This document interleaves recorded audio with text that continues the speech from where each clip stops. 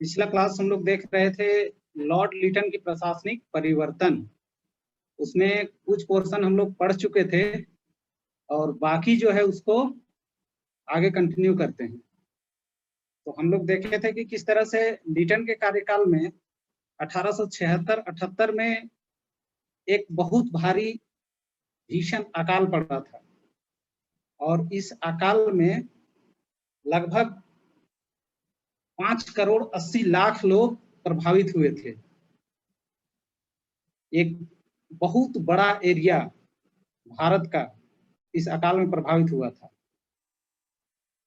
रमेश चंद्र दत्त का विश्वास है कि लगभग 50 लाख लोग इस अकाल में मरे थे एक वर्ष में।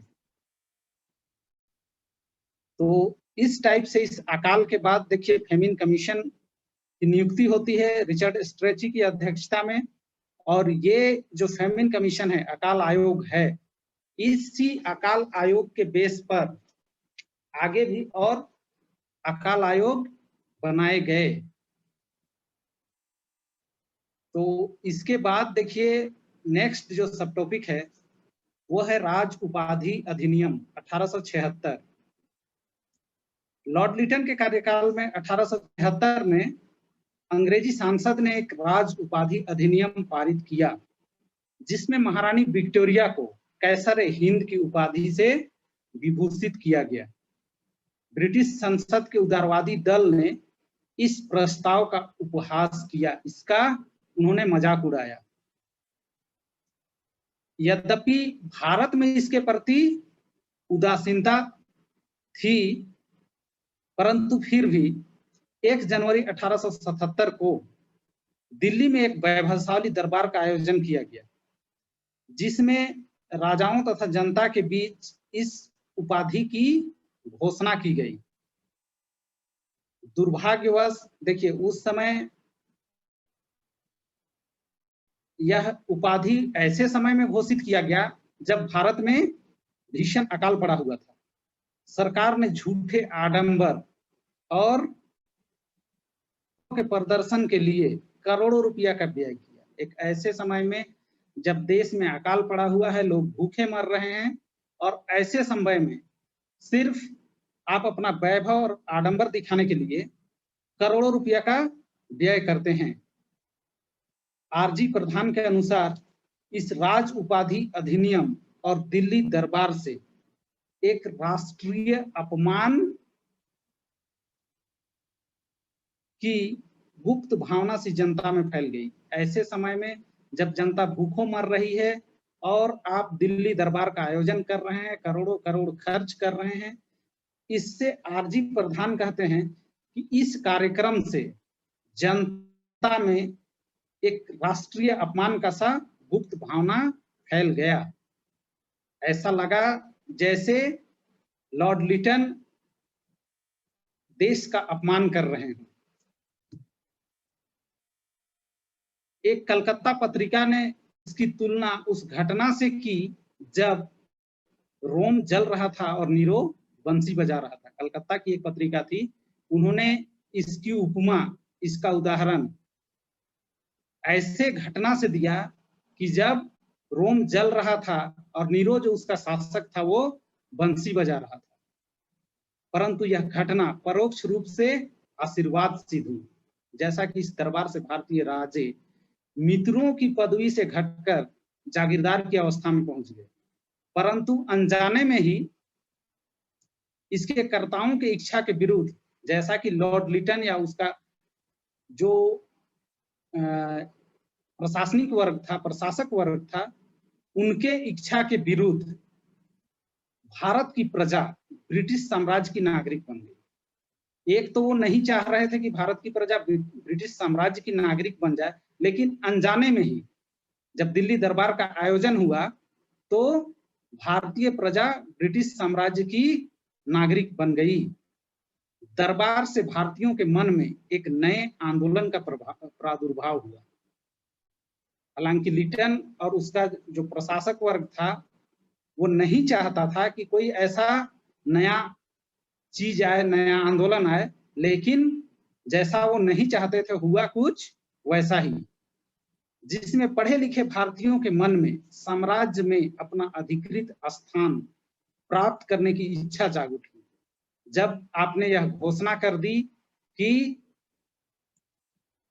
ब्रिटिश साम्राज्य जो है वो कैसर हिंद है, भारत की भी साम्राज्य है, तो जाहिर सा बात है कि भारत के जो प्रजा हैं वो ब्रिटिश साम्राज्य की प्रजा हो गई, और इसलिए एक प्रजा के रूप में साम्राज्य में अपना अधिकृत स्थान प्राप्त करने की इच्छा भारतीयों में भी जग उठी।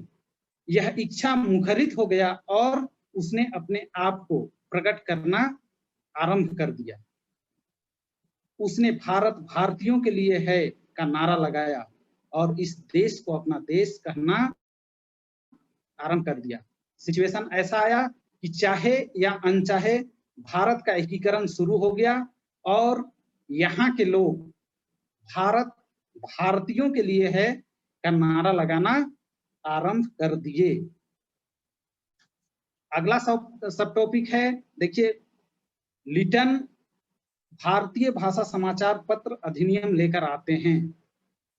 कारण था कि जब रॉयल टाइटल एक्ट यहाँ घोषित किया गया और उसमें जो व्यय हुआ, दूसरा चीज कि जो अकाल पड़ा, एक लंबा अकाल लगभग 2 साल का,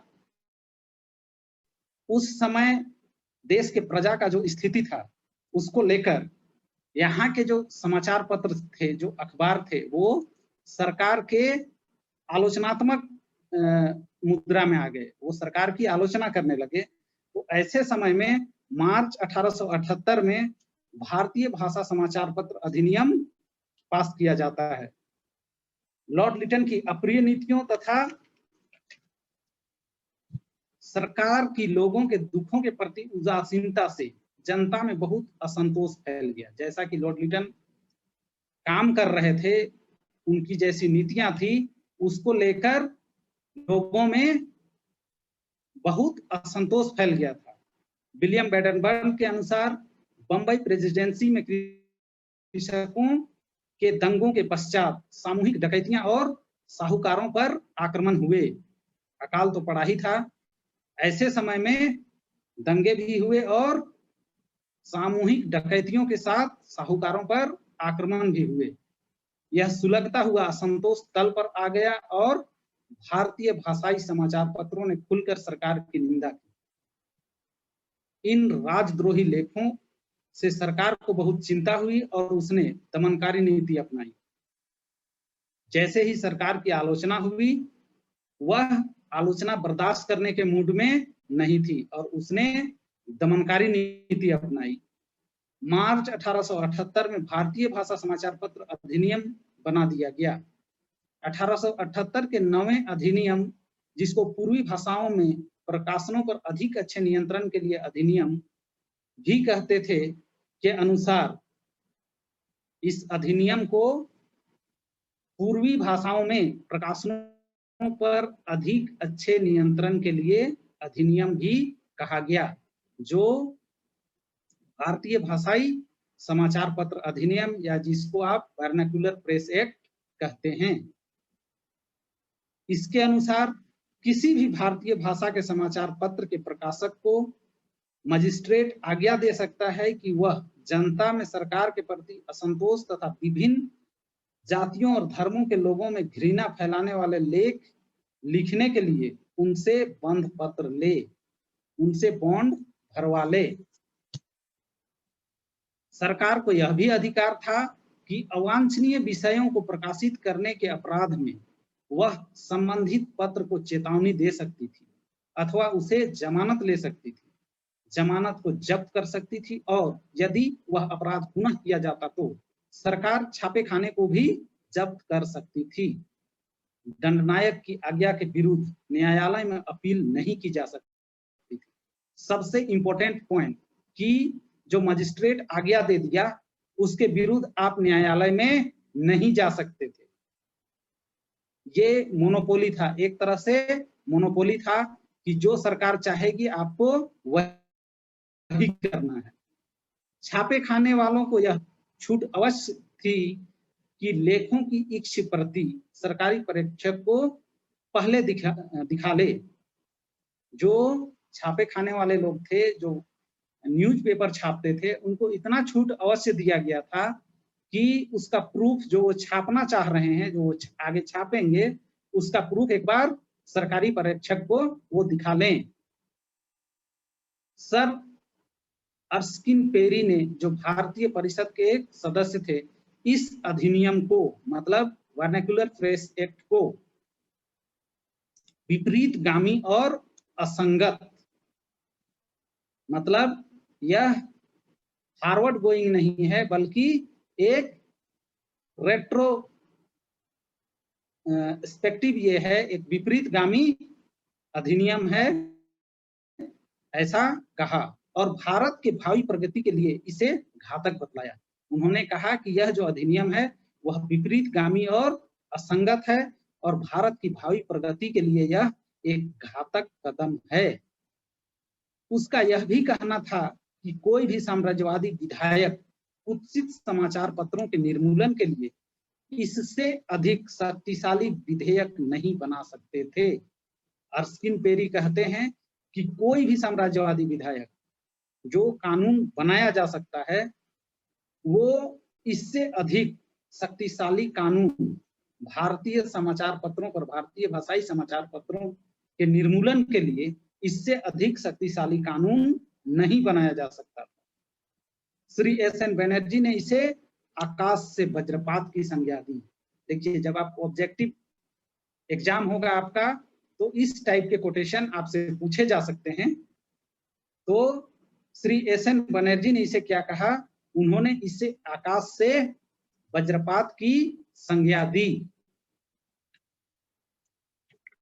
आगे आइए देखते हैं आगे क्या होता है। वर्नाक्युलर प्रेस एक्ट पास कर दिया गया, उसके हिसाब से कार्रवाई भी चालू हो गई। आगे देखिए, अगला सब टॉपिक है भारतीय शस्त्र अधिनियम 1878। लिटन के कार्यकाल में ही लिटन एक और विधेयक लाते हैं जिसको भारतीय शस्त्र अधिनियम कहा गया है। लिटन की दमनकारी नीति का एक और कार्य भारतीय शस्त्र अधिनियम बनाना था। 1878 के 11वें अधिनियम के अनुसार किसी भी भारतीय के लिए बिना लाइसेंस शस्त्र रखना अथवा उसका व्यापार करना एक दंडनीय अपराध बन गया।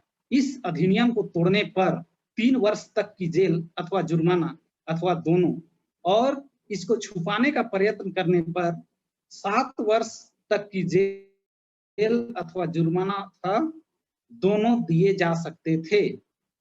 इसमें भी भेदभाव किया गया था। यह जो अधिनियम लगाया गया उसमें भी भेदभाव किया गया था। आगे देखिए भेदभाव कहां पर था। अर्थात यूरोपीय, एंग्लो इंडियन अथवा सरकार के कुछ विशेष अधिकारी इस अधिनियम के परिधि से मुक्त थे। जो यूरोपीय लोग हैं अथवा एंग्लो इंडियन लोग हैं या सरकार के कुछ विश्वस्त लोग हैं, वो इस अधिनियम के अंतर्गत नहीं आते थे। दैट मीन्स कि सिर्फ भारतीय प्रजा ही इस अधिनियम के अंतर्गत आती थी।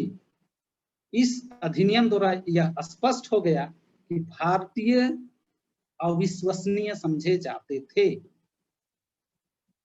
लिटन ने जो भारतीय शस्त्र अधिनियम 1878 लाया, उस अधिनियम के शर्तों को देखकर यह स्पष्ट हो गया कि भारत के जो लोग हैं वो अंग्रेजी साम्राज्य के लिए, अंग्रेजी राज्य के लिए वो अविश्वसनीय समझे जाते हैं।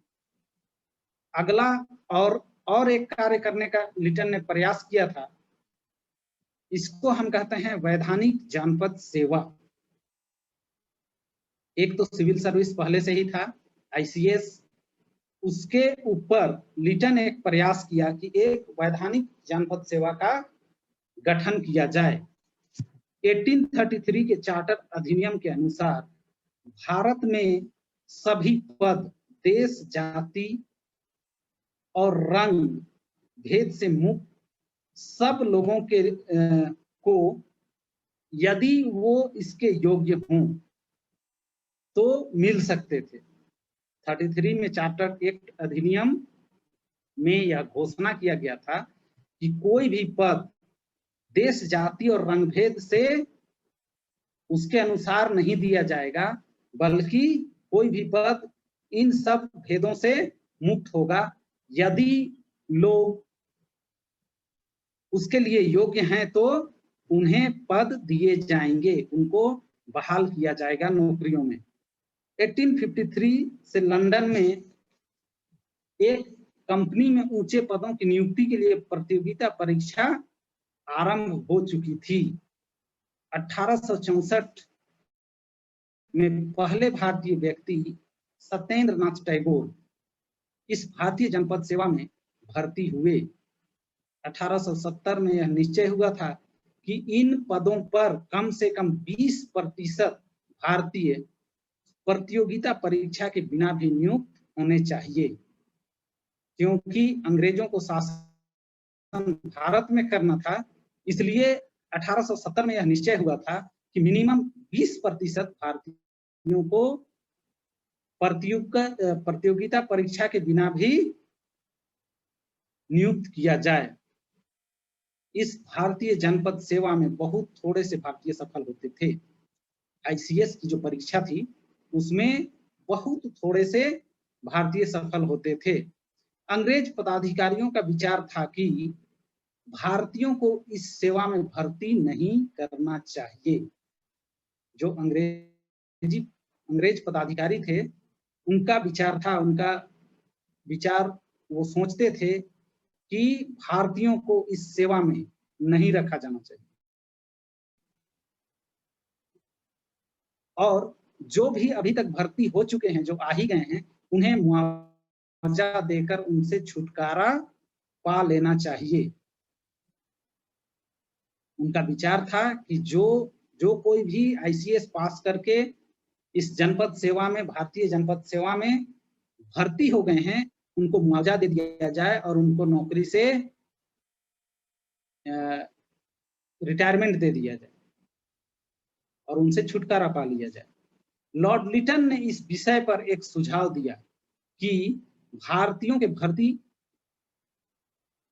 संश्रवित जनपद सेवा के द्वार बंद कर दिए जाने चाहिए और उसके स्थान पर एक समृद्ध स्थानीय सेवा। लिटन का विचार था कि आईसीएस में भारतीयों का भर्ती को बंद कर दिया जाए और आईसीएस के स्थान पर एक समृद्ध स्थानीय सेवा, क्लोज नेटिव सर्विस आरंभ कर देनी चाहिए, जिससे 1870 के अधिनियम का पालन हो सके। गृह अधिकारी इस विचार से सहमत नहीं हो सके। जो इंग्लैंड के गृह अधिकारी थे वो लिटन के विचार से सहमत नहीं हुए। उनके अनुसार एक काली और एक गोरी सेवा संभव नहीं थी। उनके अनुसार कुछ ब्रिटिश सेवक हों और कुछ नेटिव अर्थात भारतीय सेवक हों, ऐसा सेवा संभव नहीं था और इससे अगर एक गोरी और एक काली सेवा शुरू की जाती तो इससे भेदभाव की गंध आएगी। इस पर लिटन ने 1878-79 में वैधानिक जनपद सेवा की योजना प्रस्तुत की। इस योजना के अंतर्गत सरकार को कुछ उच्च कुल के भारतीयों को वैधानिक जनपद सेवा में नियुक्त करना चाहिए।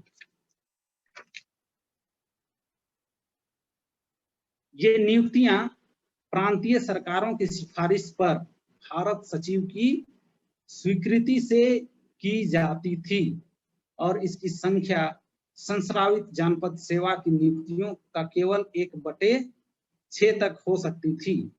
ऐसी परिस्थिति में जब अधिकारी वर्ग, ब्रिटिश अधिकारी वर्ग लिटन के विचार से सहमत नहीं हुए तो उन्होंने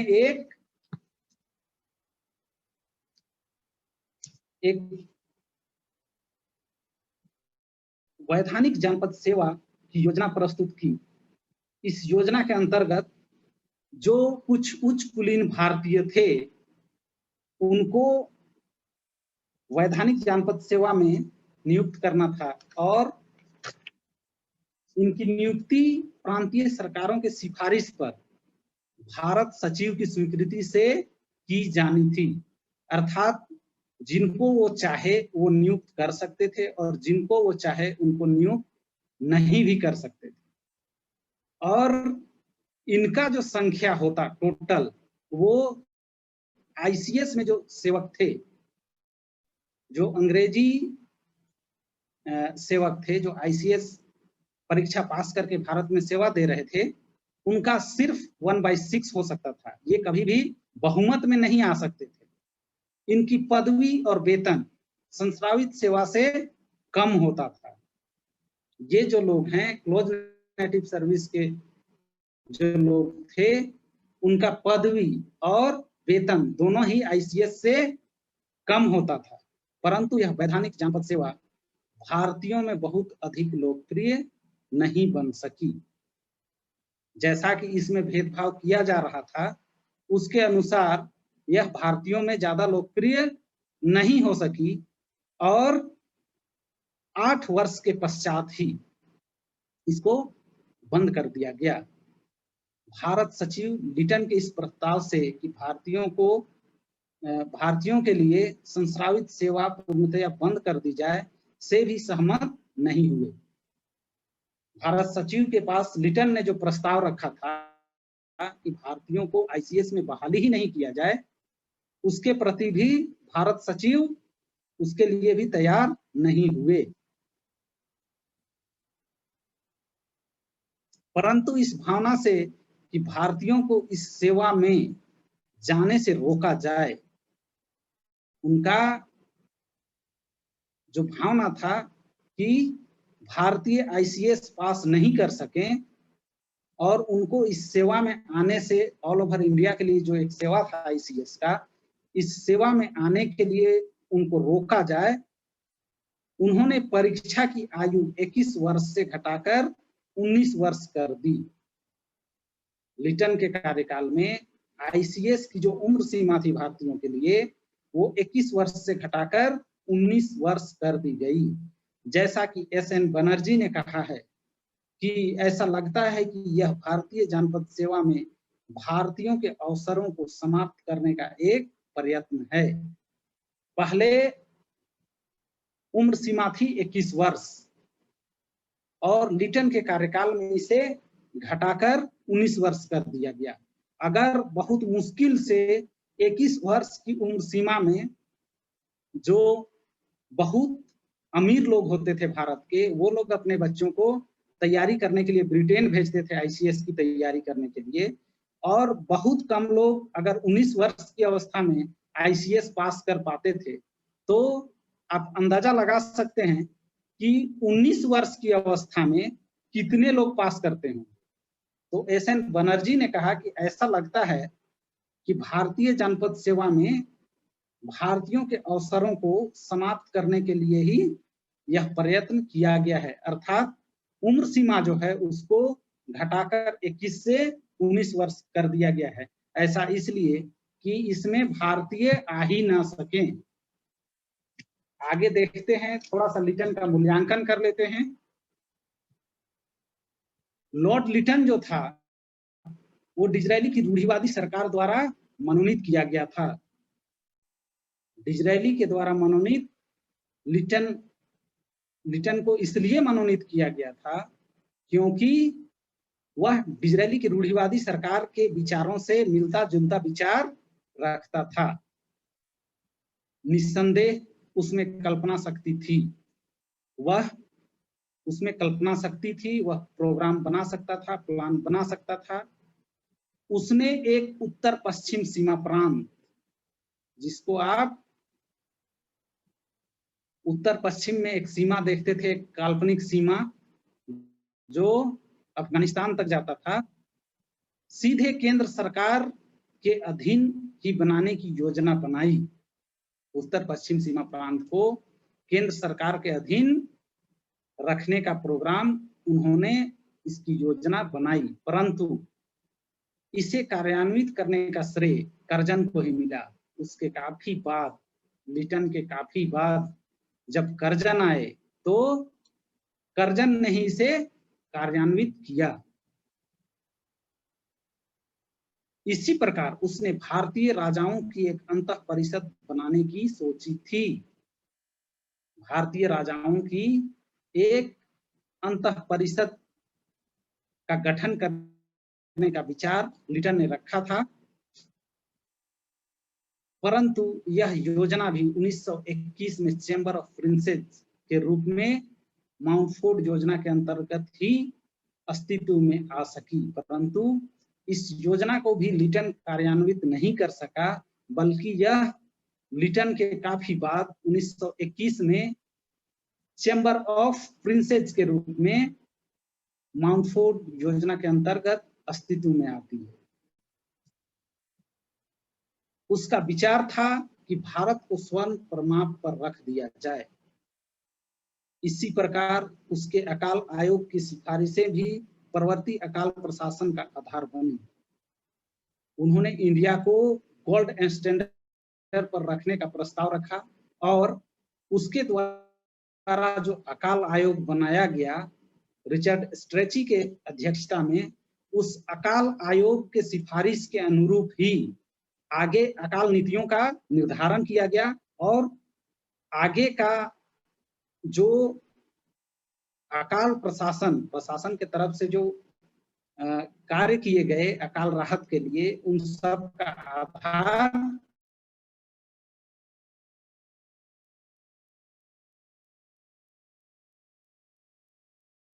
निसंदेह लिटन जो थे वो एक भविष्य दृष्टा थे, परंतु जो भी वो विचार रख रहे थे या जो भी वो कल्पना करके प्रोग्राम बना रहे थे वो उस समय सक्सेस नहीं हुए।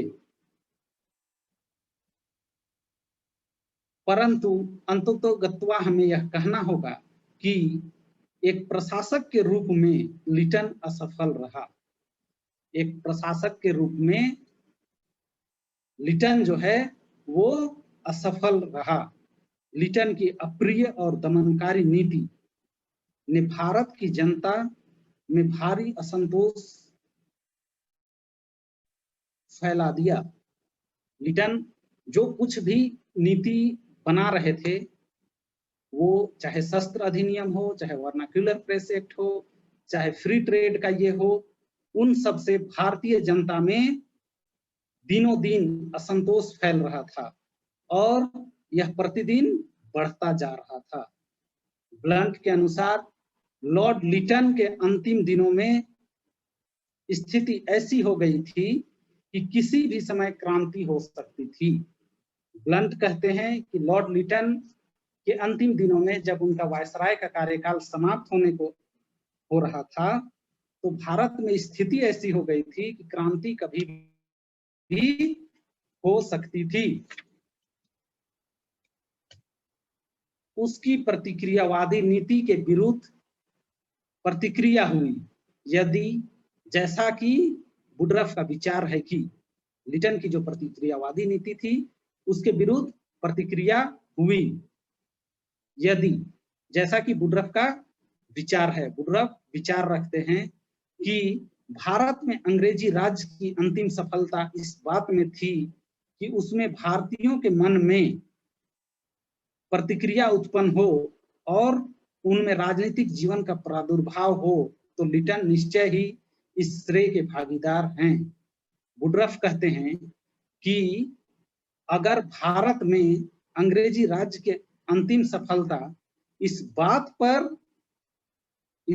में थी कि इससे भारतीयों के मन में प्रतिक्रिया उत्पन्न हो और उनमें राजनीतिक जीवन का प्रादुर्भाव हो, तो लिटन निश्चय ही इसके श्रेय के भागीदार हैं। उसकी दमनकारी नीति से भारतीय समाज में नई जागृति आ गई और इच्छा न होते हुए भी लिटन ने भारत का उपकार ही किया, क्योंकि जब भारतीय जनता को बहुत ज्यादा प्रेशराइज किया गया तो चाहे या अनचाहे उनमें अपने स्वाभिमान की रक्षा की भावना जागृत हुई और इसके लिए वो प्रेरित हुए। उसकी गृह नीति समग्र रूप से उसके विदेश नीति में उसकी गृह नीति समग्र रूप से असंगत थी। गृह नीति असंगत थी और उसके विदेश नीति में दुस्साहस था। वह 1879 में वर्मा प्रदेश के ऊपरी भाग पर विजय प्राप्त करना चाहता था, परंतु गृह सरकार उसकी नीति से सहमत नहीं थी। उसकी अफगानिस्तान में अग्रगामी नीति की आलोचना हो रही थी। लिटन की नीति केवल सफलता से ही न्यायसंगत हो सकती थी। लिटन ने जो नीति अपनाया था उसको हम सिर्फ एक पैमाने पर नाप सकते थे। अगर वह सफल हो जाता तो हम कहते कि लिटन सही था, परंतु ऐसा हुआ नहीं। लिटन को सफलता नहीं मिली। इसलिए हम कह सकते हैं कि समग्र रूप से लिटन में बहुत सारा उनके पास कल्पना था, उनके विचार थे, परंतु